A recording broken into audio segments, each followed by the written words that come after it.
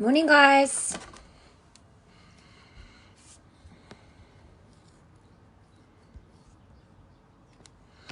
Okay, good morning, good morning. Hopefully some of you will be joining. Just get myself comfy. Tuck my top in. Sorry, I feel like I'm all over the shop. Right, I hope we're all good. Hopefully I might be joined by some of you. Good. Such a gorgeous day today.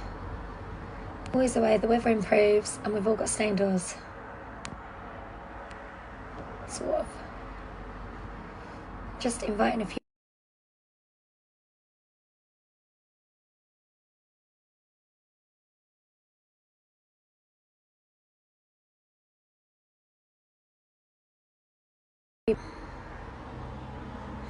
Okay, can you hear me all right, guys? Because my internet connection in my house is really poor at the moment.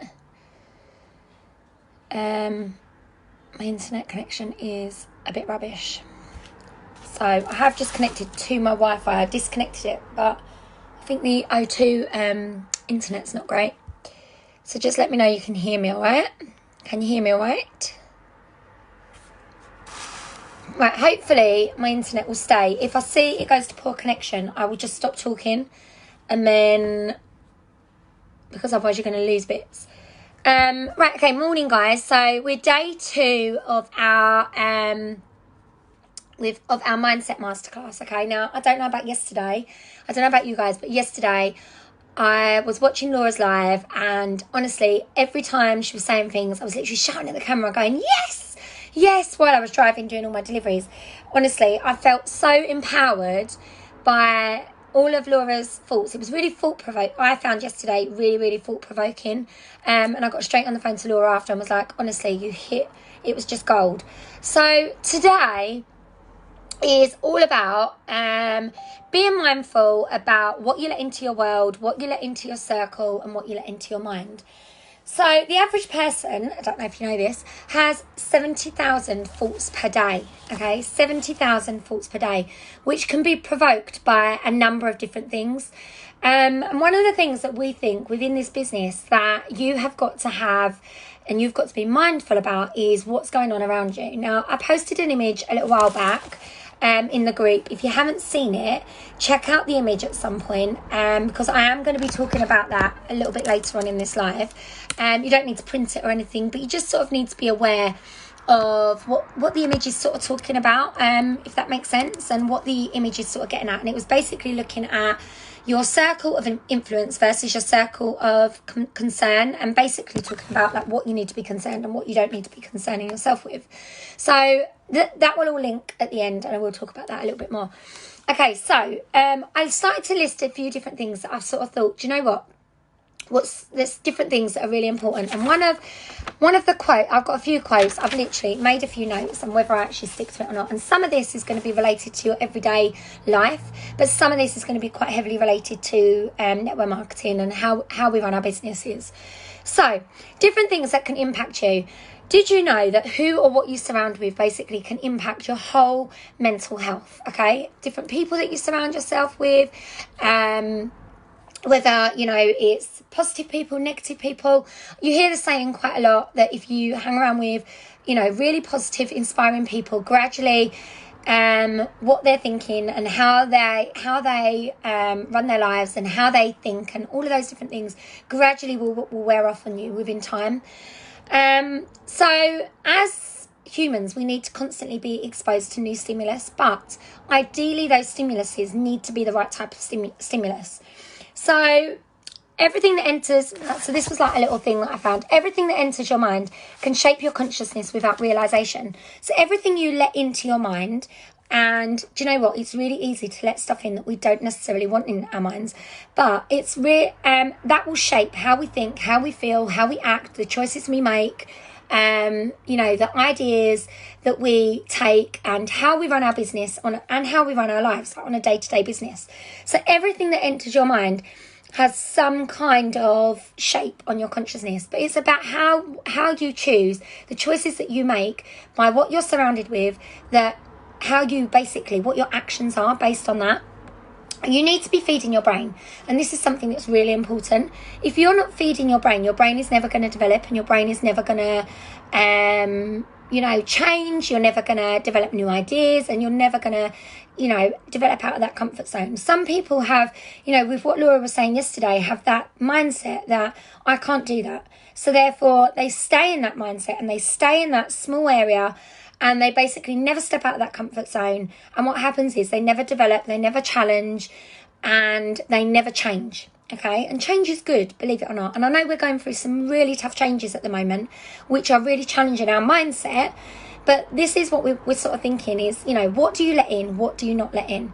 So feeding your brain with the right information is something that's really, really important. Now, as Scentsy consultants, you should be continually looking for continued professional development. You should be continually challenging your brain to find something new within this business. Now, if you don't get that from the circle that you're within, then you need to step outside of that circle and be like, right, I need to go and find new people to surround myself with. One of the quotes that I found that I think is so important is, if you're the smartest person in the room, you're in the wrong room. I totally believe in this. And people like Einstein and people like, sorry, I'm just trying to think. That was actually written by Michael Dell. And people like him, it's so true that, and I've found this, if I am surrounding myself with, people that, yes, they may all be like-minded, but maybe you're the one that's the most intelligent around those people. Or say, for example, you're surrounding yourself with a group of people that actually your business is at the best point in that group of people.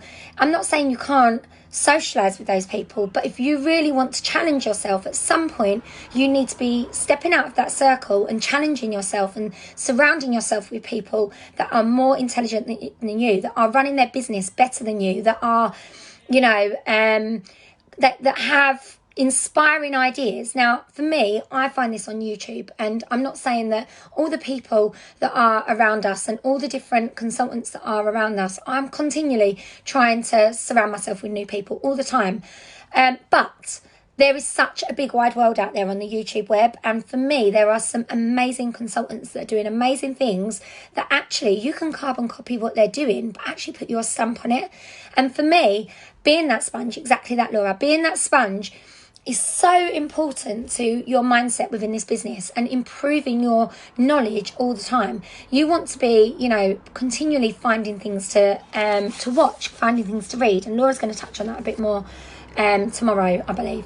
But ideally, you should be the smartest person in the room. So that's something, making sure that you're continually letting in knowledge, continually soaking up knowledge, bringing that into your circle.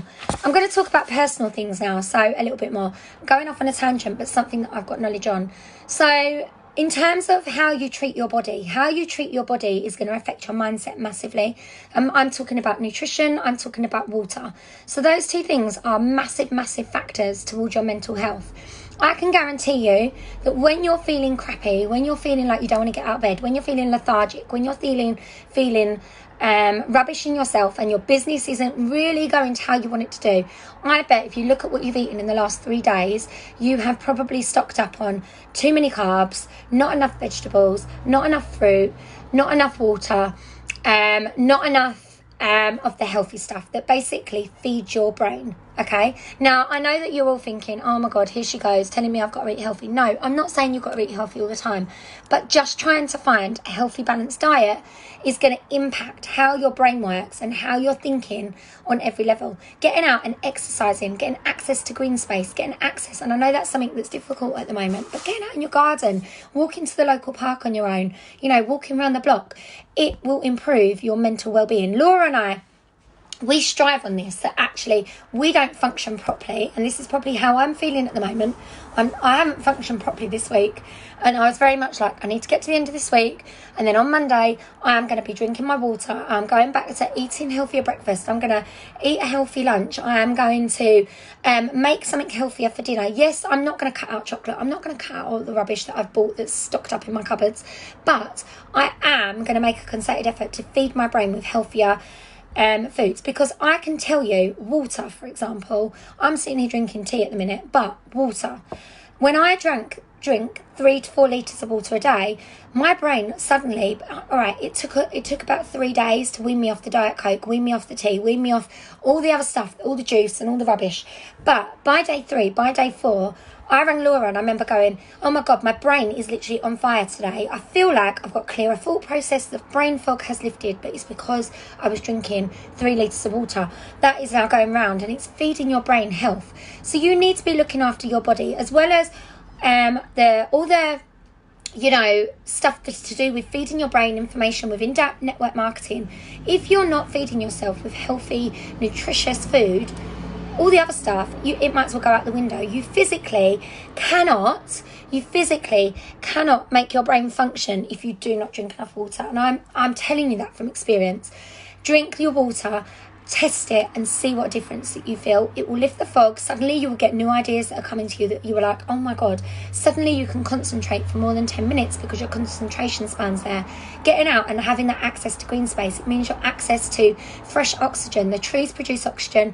That goes, you breathe it in and then you use it, and it becomes so important. And yes, it's going to boost your immune system as well, which is really important right now at this point in life.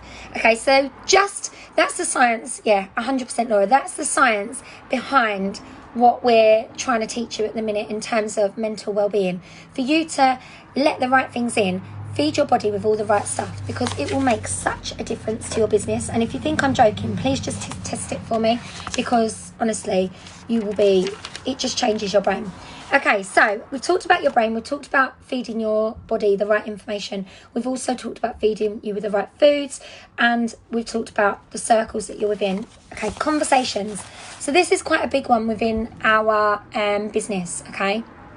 You need to be making sure that what conversations you're hearing, you're surrounding yourself with, and what you're letting in, more importantly. We've all been there. We've all been sitting in that room when someone's probably talking negative about somebody, or someone's talking negative about a situation. And then what happens is that then spirals, and then all the people in the room are talking negative. They all jump on that bandwagon. Everybody starts talking negative. And what happens is we get this big negative explosion of negativity. And it could well be that you've had a bad day and you're just unwinding and you're letting it all out and you're having a vent. Where you vent to is probably really, really important. I talked about this on my World Tour talk. Trying to make sure that you vent upwards rather than downwards. You don't want your teammates to know about how you're feeling. So if you have got something that's negative going on within your life, make sure it's going upwards to your upline rather than downwards to your frontline. As for negative conversations, people are going to possibly talk about people around you, and it's up to you how you react to that. It's up to you what choices that you make to deal with that situation. Are you somebody that's going to jump straight in there and go, well, yeah, actually, I agree with you, because you're enjoying the bitch, you're enjoying the moan, you're enjoying being part of that conversation? Or are you going to be somebody that actually makes it, sort of diffuses it slightly with, a certain word, or by changing the subject slightly, or by just changing that conversation round? When I was younger, I would say that I was probably involved in a lot of negative conversations at school. I had friends that enjoyed a good old bitch. We all do. We're women, and even men. If they say they don't, it's not true. Some people do enjoy a good bitch, but there's right formats for it. There's right places for that to happen, and it's about how you're dealing with that, how you're actioning those conversations, and it becomes really easy to, rather than just vent, be like completely negative all the time and surround yourself with that negativity. And what will happen is that negativity not only will bring you down further, but it brings everybody else down around you. So it's really important that you try and avoid the negative threads. I've been in certain groups within, Scentsy, and there are certain groups sometimes where you walk away and think, oh my God, that was really negative. Like, it made me feel, and I can honestly say it made me then feel angry walking away from it, because I've just read all of this. Part of me wants to go on there and say, why are you being so negative all the time? When actually I count to 10, and I think, is me going in there and putting my 2 bit into that conversation going to actually gain anything? No, it's probably not. I might feel a little bit better for all of 5 minutes. What's then going to happen is it's then going to create another lot of negativity, when actually, you know, it's not even worth going in there to try and sprinkle some positivity. We've all tried it, and actually, unless you think the same as those people, you're only going to get a negative backlash. So sometimes it is passion, not necessarily bitching. It's just passion that's being directed in a way that people don't know how to direct it. But you as a consultant need to know how to channel those negative energies. When you see something negative, you need to know when's the right time to actually step in and have a conversation, or actually when's the time to just say nothing, or when's the time to just walk away. And this works in different ways within your business. This can work within your team environment, but also this can work within with your customers. We've all got those customers that have maybe vented in our inbox, or rang us up, or we've stood on their doorstep and they've gone, and straight away your back's up, because you're thinking, I want to defend Scentsy. I love Scentsy. I love what we do. I want to defend it, and I want to defend the product. And you're standing here absolutely backlashing the product. So we've all got, you know, or say for example shipping's longer than it normally would take, and you know, it's really easy for you to say to your customers, well actually, yeah, shipping's taking too long, so you know, Scentsy need to get their act together. Ideally, you don't want to be having those conversations with your customers. Your customers, you should be keeping it really, really positive. It's a bit like if somebody says the big god-awful no to you, no, I don't want to join your business. How you deal with that conversation, how you deal with their negativity, their rudeness, comes down to you as a person. And it's a little bit like where Laura was saying yesterday, you've got your 2 types of mindset. You've got that fixed, or you've got that, oh God, what were they called? Fixed, my brain's gone. See, literally, brain fog, where I'm not drinking enough water. You've got those 2 types of mindset. And some people, growth mindset. Some people would, you know, take that no and be like, you know, or take that rude message and automatically go back with something rude because they've been spoken to in that manner, rather than actually diffusing it or thinking, actually, how can I turn this around into a positive that's going to actually bode well for me as a consultant, and bode well for the customer. So the conversations you're having, that negative thought process, it is really easy at this moment in time, you know, especially when you go into the all consultant group. You know, people are asking for free shipping constantly. People are begging Heidi and Orville for non-cancels and all these different things. And I think it becomes really easy to try and to jump on that bandwagon and be like, do you know what? Yes, if the more of us say it, then we might get there. We might, you know, let's jump on these threads and let's join in the negativity. Try not to. Try and avoid it. Try not to let it in. It's just the minute that negativity comes within your brain and you join in that, all that's going to do is it's going to manifest within your own brain. You need to be surrounding yourself with positive thoughts. Take over your thought process. You know, make good choices, not bad choices. Negativity breeds negativity. So really think about that. So how do you react to certain situations? I have just covered that really, really a little bit there. So in these negative situations that are coming into your brain, as I say, a really good tip for me is count to 10.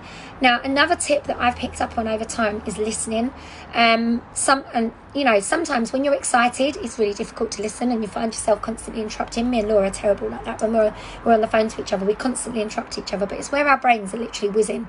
But in terms of these negative situations, you need to be able to listen. Now, so for example, I had a customer this week that hadn't received an order that she had ordered off of a consultant within the team. And she was so negative, and she was in my inbox and she was like, rah, rah, rah, rah, rah. I let her literally tell me everything she needed to tell me. And then I said to her, look, I'm going to call you. So I rang her and I basically let her, it's a bit like a therapy session. I let her tell me all of her problems all at once. And I said nothing. I said absolutely nothing. I let her know I was still there by making a little bit of noise in the background. I didn't want to think the whole phone had gone quiet. But I literally let her unload. And as soon as she stopped and she took that minute, I digested all of her information, and then I went and I gave her, you know, the positive spin as much as I can. The apology. First of all, there's always an apology. If somebody's saying that the shipping's taken so long, there's always an apology. If you're going to go back and you're going to say, you know, no, our shipping does take 10 working days, I did tell you. No, that's not what they want to hear. They don't want to hear I told you so. They want to hear an apology, first of all. I always say this, right? I've had many rows with the school office. There's me and an office lady in the school, in my kids' school, that I just really don't get on well with. But that aside. And how I think that she has dealt with me wrong is that she never wants to apologise for any of the things that I'm ringing to tell her. If I ring and complain about something, so once it was about that my son's football kit didn't quite meet his classroom and he had to wear his PE kit to football. Now, I took that kit in there at 10 o'clock in the morning. So when I rang up, when he come home from school in his PE kit, I was fuming and I was really, really angry. And when I rang up, I didn't ring up all angry, but I said, look, I just don't think it's on that. I bought that in at 10 o'clock and he still didn't get it, so he had no shin pads and no football boots. And she refused to say, oh, I am really sorry that it didn't get down there. She gave me a bombard of loads of excuses as to why that football kit might not have got there, because they were so busy and they had these parents and she had a meeting and then this.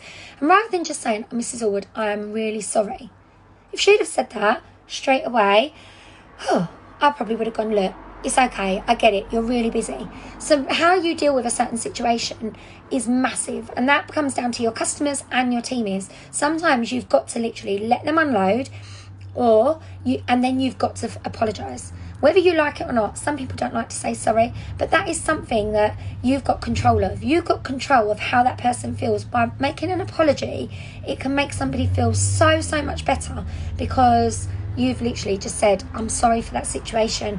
Let's see what we can do about it. How can I make this work? So definitely how you deal with a situation, how you react to a situation is massive. And, you know, it's same as we're saying, what you're letting in. If you're letting in their negativity and you're sort of getting angry, you know, because they've got their back up, and then you go back at them and you're like, it literally, as Laura said there, it's going to add fuel to the fire, and it's not going to be healthy. It's going to go somewhere quite negative. So really try and think about, you know, in terms of how you're dealing with certain situations. It's so important for getting you in that right mindset and keeping a positive mindset. So I said there was a little picture that I showed you, and I'm just going to bring it up so that we can see it. Bear with me 2 seconds. So I posted a picture that was about, it's really weird when you go on here and then you see, here we go. So this is the picture I posted. So circle of concern versus your circle of control. So how this works is, and this is like what you're letting into your brain, if you like. So this is what you've got to think of. All of these things might give you concern. Okay, they're all things that if you let them into your brain, they're going to give you thoughts that are going to stress you out. So within Scentsy, this could be things like long shipping times, out of stock items. It could be the fact that, I don't know, I'm just trying to think of other things. A customer not happy with their order, a warmer breaks. They're all things that are like concerns. Obviously, these are everyday concerns, and I could write this for Scentsy. You literally could write all the things that concern you. But in the centre is all the things actually that you've got control over, and how they all sort of link. So, for example, in here, your weight might be one. I don't think it's in here. But what you eat is something that you can control to stop you being concerned about your weight, for example. So it's the same here. If shipping was in here, but making your customers aware of the 10 working day shipping would be how you control that. So what I'm trying to say is, there are lots of things that can concern us. There are lots of things that we can manifest, but everything that concerns us, we have control over, okay? If we deal with them in the right way. If we don't let the concern come into our brain and become like a manifestation, and suddenly it's a big issue that, oh my God, shipping's going to take all these days and it's going to take forever and blah, blah, blah, blah, blah, blah, blah. As long as you've managed your customers' expectations, it's in your control.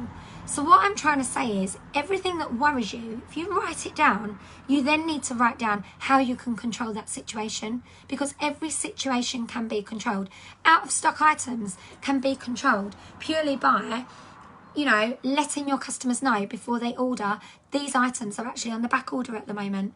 You know, it's okay to communicate that with your customers. For example, if Jammy Time goes on back order, you put that on your customer group and you say, look, at the moment, Jammy Time's on back order.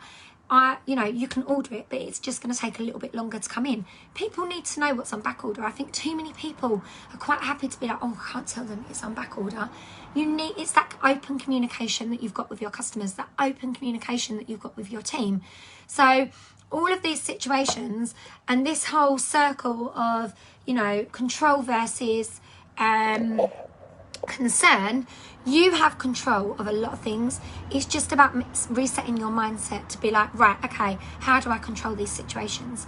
And I would say that when I see this, I was like, do you know what? This is a little bit how my brain works, and this is probably how I remain quite calm in quite stressful situations. It's how I probably put myself under a lot of pressure, lastminute.com, to do things, because I don't let the concerns come into my brain and then manifest and me go, oh my God, I can't cope. Probably my biggest concern in my life at the minute, and this is really, really sad, but it's probably that my house never stays tidy. But my control is that of a night time when my kids go to bed, I'm now trying to make it a habit that I tidy up before they go to bed. Because if I do that, that's me having control over something that prevents me from working, because I don't like to sit down at my desk until the room around me is relatively tidy, and I can't go out into my house and deal with mess. So I'm trying to control that at the moment by actually, you know, putting a habit in place and creating a habit that is gonna, you know, improve that situation, that is going to improve that concern. So it's exactly the same with anything in your Scentsy business. If you let it into your brain and you let it concern you and you let it spiral out of control, then you're creating that problem for yourself. And I know I'm saying this, and I know that mindset and the mind is a really strange thing, but believe it or not, if you work on just 3 things a day that are in your concern pile, that you then gain control over, and you deal with that over a period of time, it becomes a habit. I used this example when I did a live in the Dream Team Academy. So these, I'm just going to show you this drawer, okay? So this is my hair, makeup, all that. It's not particularly tidy, but you can see this. And I've used this as an example before, right? This was a major concern for me, because for a while I hair straightened my hair and I would leave it on the carpet. Let me show you what happened. We had lived here 2 months, brand new carpet. You can probably see it down there. There's a line.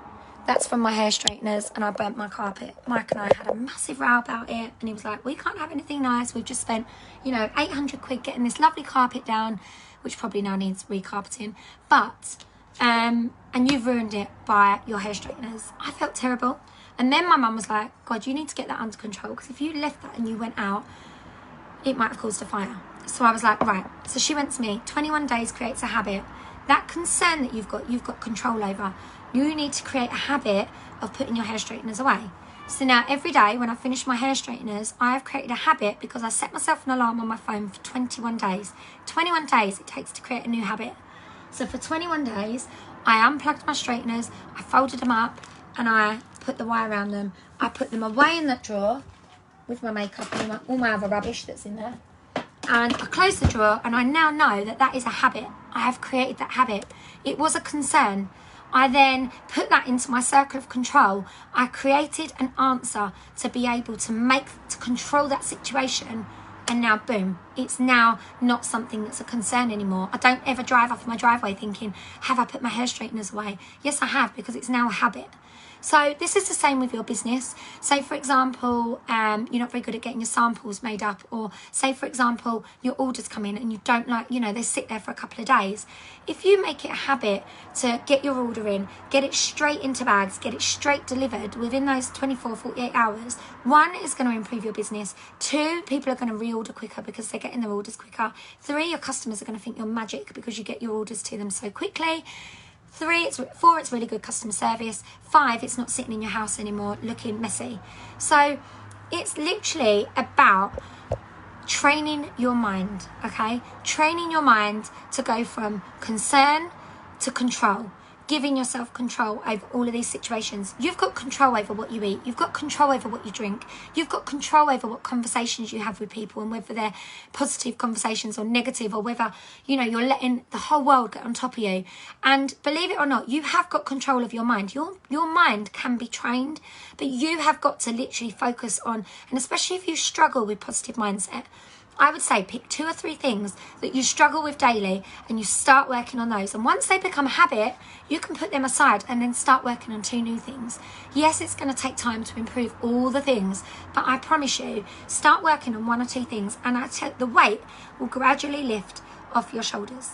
and it will gradually make you feel better. So whether it's drinking water, getting out and having exercise, having access to green space, whether it's, you know, not always jumping down your customer's throat because they've just given you a negative about Scentsy, whether it's the fact that you need more personal development to give you new inspiration and you need to get on YouTube to feed your brain. There are so many situations that I could say, but you have control of those situations. You have control of your business. You have control of your mind. You have control of you, whether you believe it or not. Okay, and that's what it boils down to. A positive mindset is about belief. And you start believing that you can do it. You start believing that your brain will work that way. I promise you, it will start happening. But clear the fog, drink your water, eat your greens. Sound like everybody's mums now. Get more fruit into your diet. Get out and get access to green space. Even if it is just walking for 10 minutes a day. And I promise you, all of these other things, like not entering into negative conversations, not, you know, surrounding yourself with negative people, it will change your life. And I mean that. It will change your life. So that's me done today. If anyone's got any questions, abs, we choose how to react in a situation. Definitely, you can always find a positive way. It's all choices. Don't become a target. If you try and... Yeah, sometimes it's better to keep... rather than to try and diffuse the situation, is just not be in the situation at all. No moody Margaret's allowed, Kel. Love that. Moody Margarets, I love that. Negative Nancy's, I call them. Kida, yeah, reality TV is, you know, I love it. I binge on it, but it's very negative. Any questions?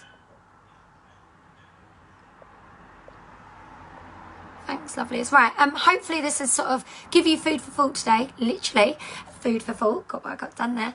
Hopefully it's give you food for thought, as in like it's starting to make you think about actually you've got some control. You've just got to just look at how you're dealing with things and just think about it. And I hope that this has helped a little bit. Laura will be back live tomorrow morning. If you're mummy to fur babies or children, have an amazing Mother's Day, and I'll speak to you all soon. Bye guys.